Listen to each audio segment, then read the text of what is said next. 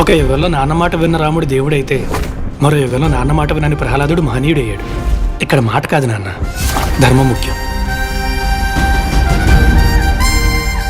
ఎవరయ్యా నువ్వు? ఈ రాజ్యంలో ఎప్పుడు చూడలేదు. ఒకసారి బట్టలు మాసిపోతే మనిషి ఎక్కడ కూర్చోవడానికైనా సిద్ధపడతాడు. అంటే మీ అందరికి వాడు ఒక మామూలు మనిషి, కానీ అక్కడ ఓ ఊరు మొత్తానికి దేవుడు. ఎవరా నా కొడుకు?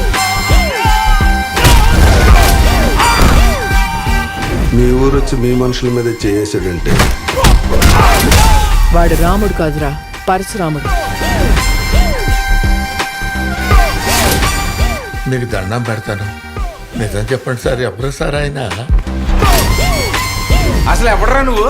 అడ్రస్ పెట్టు, అడ్రస్ పెట్టు, అర్జెంట్ నీ అడ్రస్ పెట్టు, అడ్రస్ పెట్టు. ఆధారమే లేనోడికి ఆధార్ కార్డు ఎక్కడ ఉంటుందయ్యా?